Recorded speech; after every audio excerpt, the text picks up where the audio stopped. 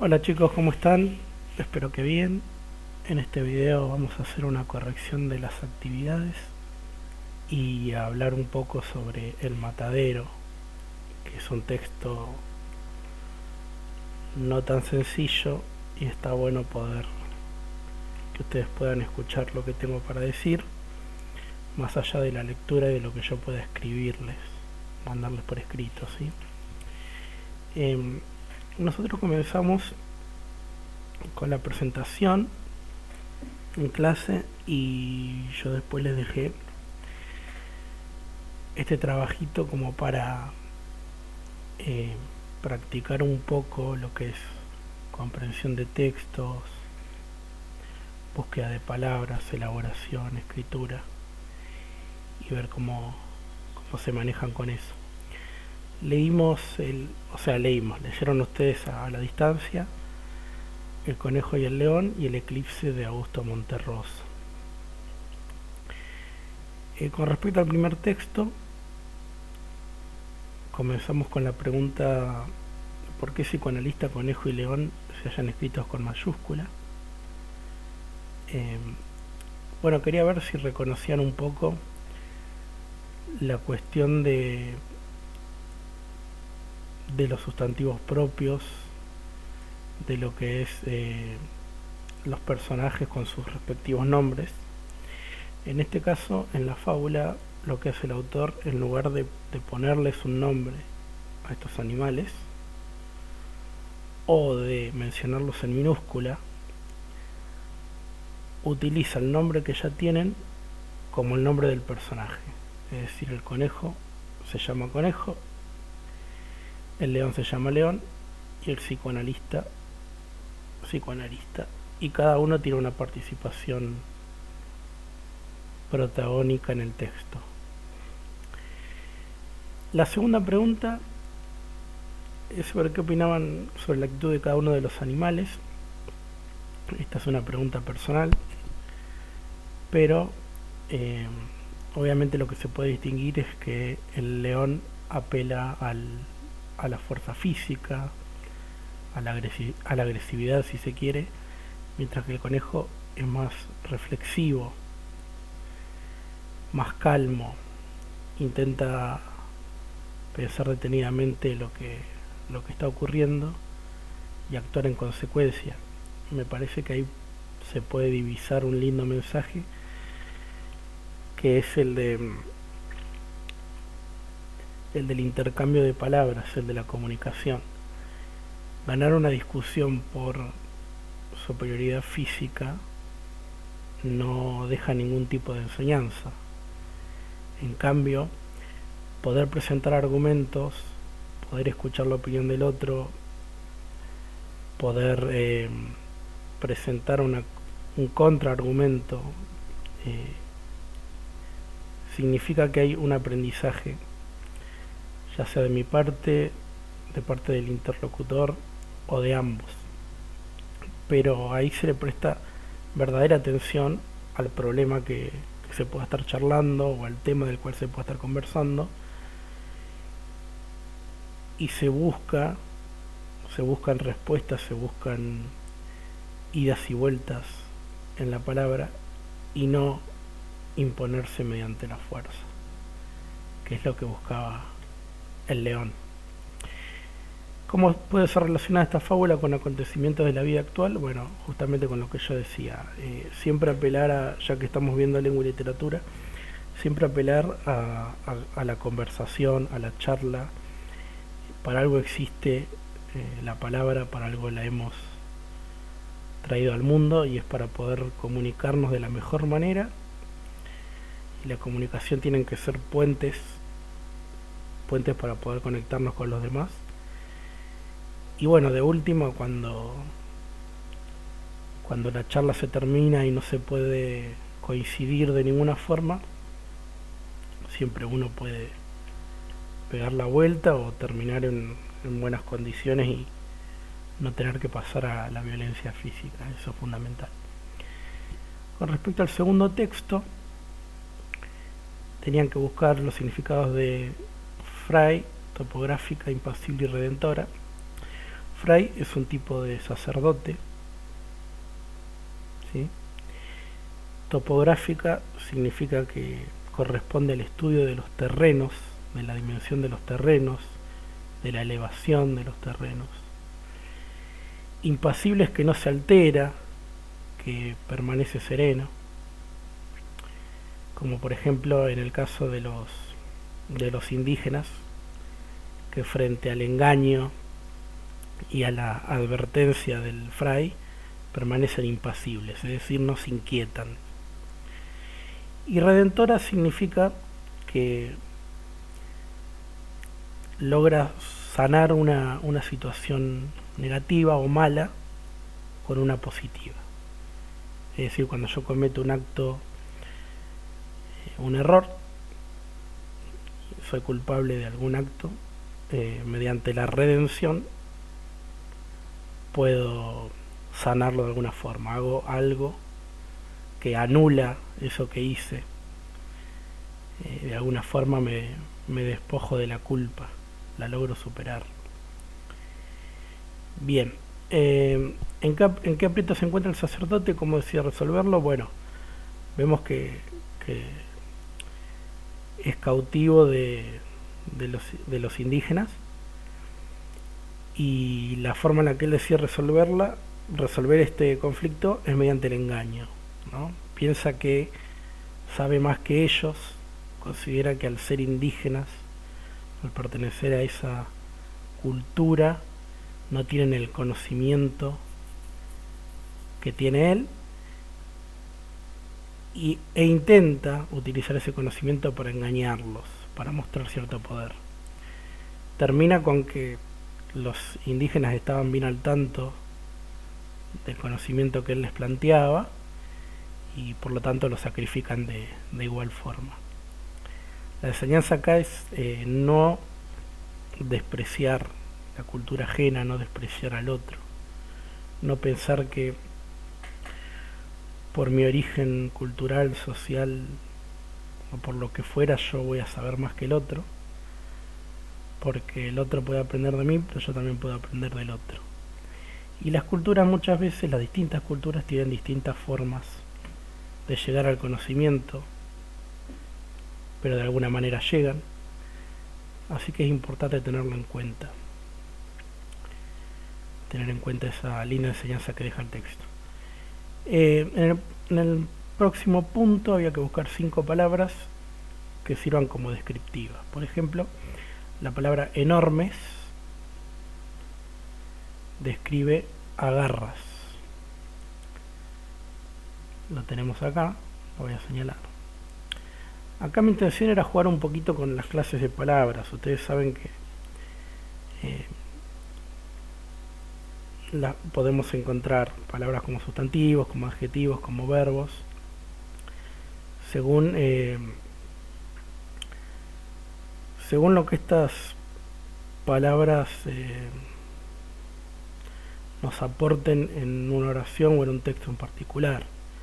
Sabemos que las descripciones van de la mano de los adjetivos, que los sustantivos los vamos a usar para nombres o para objetos, incluso para sentimientos. Los verbos van a ser las acciones. Entonces, como para repasar un poquito eso, quería que encontraran parejitas de sustantivos y adjetivos. Por ejemplo, en el caso de garras enormes, garras es el objeto, es el sustantivo, y enormes, que describe cómo son esas garras, va a ser el adjetivo. Hay varias parejitas que se pueden encontrar. Por ejemplo, fíjense, selva poderosa es otro caso. Selva es el lugar, es el sustantivo. Poderosa me está indicando cómo es esa selva, la está describiendo. Muy bien. Vamos a buscar algún otro por acá. Célebre, en este caso, me está describiendo psicoanalista, a pesar de que acá también está utilizado como personaje. ¿Sí?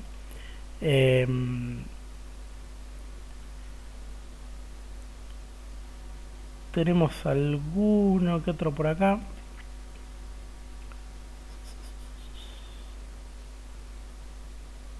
Cultura universal, ¿sí? Universal describe a cultura en este caso. Infinitas fechas, otro de los ejemplos. Sí, fechas, en este caso el sustantivo me indica un elemento, infinitas me indica cómo es ese elemento, me lo describe. Bien, valiosa ayuda también, valiosa describe a cómo es esa ayuda. Más o menos como para repasar un poquito y ver si podían armar estas parejitas. Después a lo largo del año vamos a ir repasando todo este tipo de cuestiones, lo que son las clases de palabras, los pronombres también, los conectores, ¿sí? Más allá de los sustantivos, los adjetivos, los verbos, lo que son los adverbios también. Pero bueno, como para ir practicando un poco, sirve. Vamos entonces con la parte del matadero.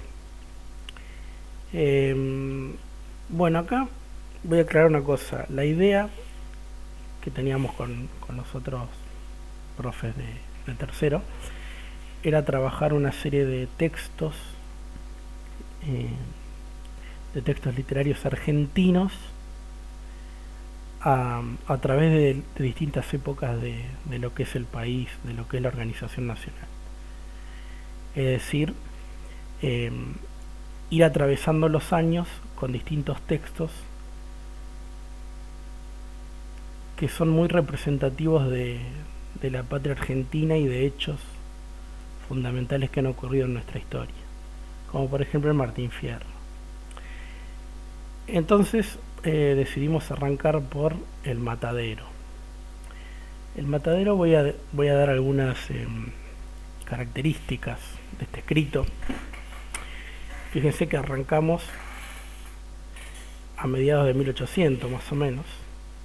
Entre estos 2 años, estos 3 años mejor dicho, Esteban Echeverría se encarga de escribir este cuento. Es un cuento, no es ni un poema, ni una novela, porque no está dividido en capítulos, ni una obra teatral, es un cuento. Pero es publicado mucho más tarde, en 1871, ¿sí? No es publicado en el momento en el que lo escribe, y ahora nos vamos a enterar por qué. Lo que hay que tener en cuenta es que este es un texto de denuncia, es decir, el escritor confecciona este texto en esa época para denunciar algo que no le gusta, para denunciar un abuso de poder, una falta de libertad de pensamiento. Entonces, para situarnos un poco, y esto tómenselo con tranquilidad porque hay mucho contenido histórico, no nos vamos a meter con detalles, pero vamos a ver un poco el contexto como para entender la obra, para entender el cuento. Nosotros estamos con el gobernador de Buenos Aires, Juan Manuel de Rosas. Juan Manuel de Rosas va a tener 2 periodos de gobierno, uno de 3 años y otro, ¿sí?, del 35 al 52, que son 17 años, periodo muy largo de gobierno. En ese momento se podría decir que en lo que es el país hoy había 2 tipos de pensamientos, 2 tipos de visiones políticas, la de los unitarios y la de los federales. Eso es como si hoy decimos derecha, izquierda, kirchnerismo, macrismo, es decir, son 2 visiones distintas. Los unitarios tenían la visión de que Buenos Aires tenía que dominar el resto del territorio, tomar todas las decisiones políticas y económicas en lugar de las provincias, de los distintos lugares del país. Y los unitarios tenían generalmente una visión positiva sobre lo europeo, es decir, admiraban, observaban la forma en que Europa se organizaba y querían copiar mucho de ese territorio. En cambio, los federales buscaban que cada provincia tuviera decisiones propias, decisiones autónomas, y valorizaban mucho lo nuestro, lo rural, ¿sí? El campo, cuando el unitario por ahí era un hombre más de ciudad y, como dije anteriormente, ponía el foco en lo que ocurría en Europa. Entonces estas visiones se van oponiendo, hay tensión política, hay asesinatos, hay enfrentamientos, hay guerrillas, ¿sí? No es algo tranquilito donde no pasa nada. La cuestión es que Juan Manuel de Rosas, que es gobernador de Buenos Aires, vamos a poner una fotito por acá, ¿sí? Acá lo tenemos. Cuando él es gobernador de Buenos Aires, el país, lo que hoy conocemos como el país, estaba organizado en algo llamado la Confederación Argentina, que no es la totalidad del país que tenemos actualmente, sino que es un conjunto de provincias. Conjunto de provincias. Y ahí, en ese conjunto de provincias, Rosas era el gobernador de Buenos Aires y actuaba como una especie de presidente sobre el territorio, ¿sí? Ahora, ¿cómo era este gobierno? ¿Era unitario o federal? Era un gobierno federal, ¿sí? Era un gobierno federal. Las provincias tenían decisión propia y entre esas provincias, entre los gobernadores de esas provincias, el de Buenos Aires era Rosas. Pero tenía cierto exceso de poder, cierto manejo presidencial, más allá de que las provincias tenían decisión propia. ¿Está bien? Era como el conductor de ese conjunto de provincias. Entonces, ¿qué pasa? En este periodo, con esa cantidad de poder que tenía Rosas, muchos lo empiezan a acusar de ser violento con respecto a los que opinan distintos, unitarios. ¿Sí? Recuerden que estos dos estaban enfrentados, federales y unitarios. Entonces, ¿qué pasa? Por ejemplo, se empieza a pedir en esa época que los ciudadanos lleven lo que es conocido como la divisa punzó, que es esta tirita roja, ¿sí? Que simbolizaba que uno estaba con los federales y que se oponía a los unitarios. Fíjense las inscripciones acá: viva la federación, vivan los federales, mueran los unitarios. Es decir, era un enfrentamiento muy tenso y, siendo el gobierno federal de ese momento, siendo Rosas la cabeza de un gobierno federal, los unitarios, como Esteban Echeverría, que lo tenemos acá, se sentían muy oprimidos, sentían que no eran libres en su pensamiento, que no eran capaces de expresarse, que tenían que seguir sí o sí el régimen federal, el pensamiento de los federales. Y bueno, lo que hace Esteban Echeverría con este texto del Matadero es contar una situación en la que los federales maltratan a uno de los unitarios simplemente por ser unitario.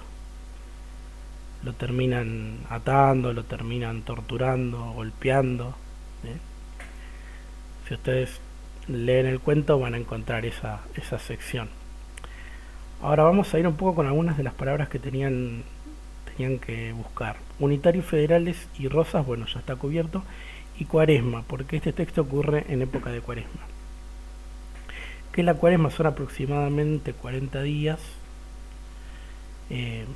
donde se hace ayuno y penitencia en ofrenda de del ayuno que hizo Jesús en los 40 días en el desierto. Hoy por hoy nosotros lo que hacemos es no comer carne los viernes. Nosotros, digo, los que somos católicos apostólicos romanos, ¿no? Es una costumbre, un hábito religioso. Pero en ese momento eran mucho más largos los periodos de ayuno. Durante esos 40 días había mucho más tiempo sin comer carne, no como ahora que es solamente un día. Bueno, entonces la historia, vamos a abrir el cuento, ¿sí? Bien, en la historia yo les pedía, una de las actividades era buscar el lugar y el tiempo. Y fíjense que acá diré solamente que los sucesos de mi narración pasaban por los años de Cristo de 1830 y hay puntos suspensivos. ¿Sí? Y dice, estábamos a más en Cuaresma, época en que escasea la carne en Buenos Aires. Es decir, ya sabemos que la historia ocurre en Buenos Aires y que la época es 1830 y pico. ¿Y por qué pone 30 y pico? Porque obviamente está hablando del periodo de Rosas, ¿sí? Está hablando de ese gobierno, de la situación de ese momento. Bien, a lo largo del cuento lo que ustedes van a leer es que por una inundación, por un diluvio, más allá de que había ayuno, más allá de que se buscaba no comer carne, al matadero de la convalecencia, llegan muy pocos animales. Y nosotros sabemos que el argentino es de comer carne, es bastante carnívoro. Entonces la gente se empieza a impacientar, empieza a haber enfrentamientos. El matadero es un lugar desagradable, es un lugar con mucha sangre, con vísceras. El autor, Esteban Echeverría, trata de conectar al matadero con toda su sangre, con todas sus características desagradables con los federales. Por eso Mata 7, que es el carnicero que aparece ahí, es federal, y los que están comiendo carne o buscan carne cerca de él también los pinta como federales, porque trata de asociarlos a eso, a gente que por perseguir a unitarios, por matarlos, por torturarlos, están envueltos en lo que es la sangre, en lo que son las vísceras de los animales y demás. Bien, en el trajín de la historia se encuentran con un animal que no les sirve como alimento, y cuando se les escapa este toro, que lo empiezan a perseguir, en el camino voltean a un gringo, es decir, un extranjero. Se pierde la cabeza un niño muy pequeño, ¿sí? Porque lo tratan de enlazar al toro, el toro va corriendo con la soga, lo traba al niño, la soga se le aprieta al cuello, se le termina arrancando la cabeza. Es una escena muy sangrienta, muy desagradable. Y los federales, Mata 7 con su grupo de amigos, con el grupo que lo circundaba, siguen buscando al toro como si nada hubiera pasado, es decir, no les importaba la muerte del niño, se reían de que el gringo se hubiera caído y demás. Entonces el autor intenta mostrarlos como animales, ¿no? Como seres crueles, como cavernícolas. Finalmente se encuentran con el unitario, ¿sí? Le dicen perro unitario. Cuando dice no trae divisa, se refiere justamente a esta, la divisa punzó. Es decir, lo reconocen como unitario. Y ahí nomás lo empiezan a torturar, ¿sí? Lo insultan, bueno. Abusan de él en cierta forma, hasta que finalmente el unitario muere de rabia y ellos se retiran del lugar como si nada, ¿sí? reventó de rabia el salvaje unitario, tenía un río de sangre en las venas. Bueno, y el autor acá lo que hace, y esto es propio del romanticismo, todavía no hemos visto movimiento literario, pero es propio del romanticismo, es utilizar a un personaje como héroe, y en este caso el unitario se presenta como un héroe. Cómo lo ven los demás, cómo llega refinado, gallardo, dice, con su presencia, o sea, lo pone como un intelectual, como una persona de reflexión, con una persona de estudio, frente a estos salvajes que lo van a buscar y que terminan provocándole la muerte. Y de hecho, fíjense que cuando él muere, muere de la misma rabia que siente frente a lo que le están haciendo los federales. Es decir, no deja, no permite que los federales sigan más allá con su tortura o que lo maten ellos, sino que muere de la misma bronca. Y siempre mostrando su pensamiento, nunca negando que es unitario. Eso, a grandes rasgos, es lo que plantea el cuento. Cosas muy interesantes en el cuento son las descripciones, cuando se describe el matadero, que es una descripción muy extensa, ¿sí? Fíjense, por ejemplo, acá la perspectiva del matadero a la distancia era grotesca, llena de animación. 49 reses estaban tendidas sobre sus cueros y cerca de 200 personas hollaban aquel suelo de lodo regado con la sangre de sus arterias. Es decir, lo pinta con muchos detalles. Uno puede hacerse un retrato de lo que va ocurriendo, de cómo es el lugar. Otra característica que podemos ver es la utilización del sarcasmo. Cuando, por ejemplo, lo elogia a Rosas o dice cosas favorables hacia Rosas, en realidad está diciendo lo contrario, lo está atacando, lo está dejando en evidencia. Y también Echeverría plantea que la Iglesia está del lado de los federales, ¿sí? Que son una especie de aliados. Como los federales son los que tienen el poder, la Iglesia se junta con ellos y no hacen caso a los pensamientos y a las ideas de los unitarios.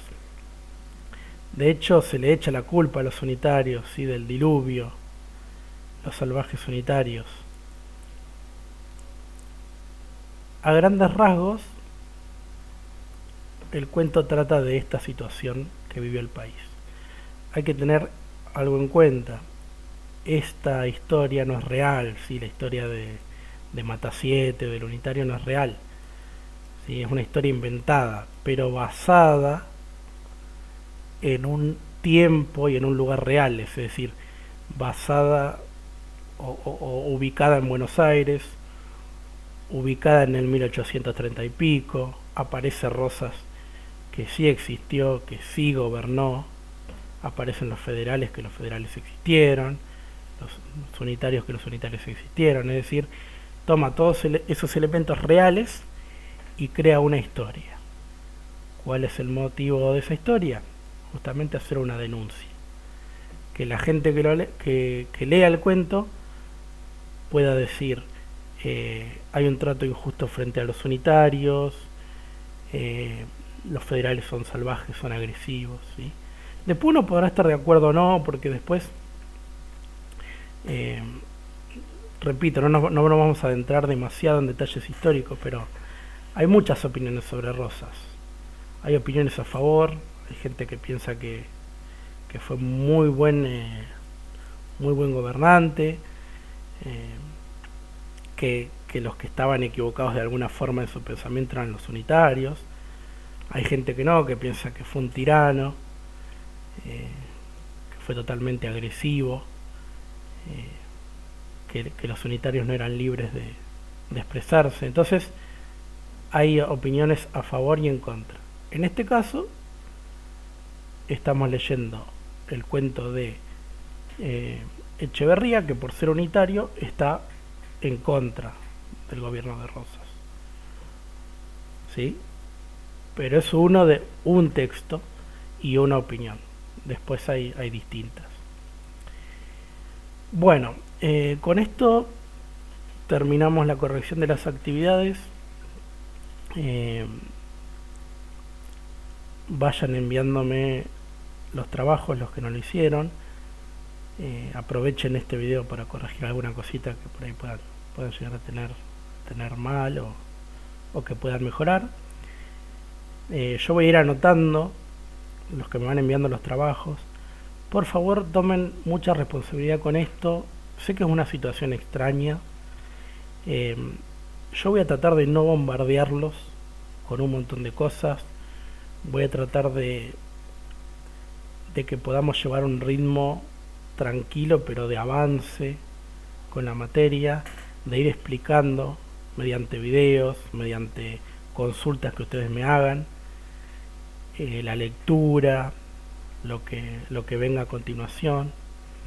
La idea es que cada uno ponga su granito de arena como para yo poder llevar a cabo mi tarea de enseñar y ustedes poder aprender. Eso es lo más importante. ¿Está bien? Lo más importante es que entre todos podamos ir descubriendo cosas nuevas, leyendo cosas nuevas, incorporando cosas nuevas. Así que bueno, es fundamental que ustedes también le pongan onda de su parte. Traten de hacer las cosas, de ir al día, preguntar si tienen que preguntar, consultar cualquier cosita, no hay ningún problema. Por ahí me demoro porque bueno, tengo muchos salones, tengo muchos alumnos, y bueno, por ahí tardo en contestar, pero ustedes envíen, pregunten, no hay ningún problema, para eso estoy. Les mando un abrazo grande, espero que puedan seguir bien con el aislamiento, que hayan aprendido algo de este video. Sé que, repito, sé que es un texto que no es muy sencillo,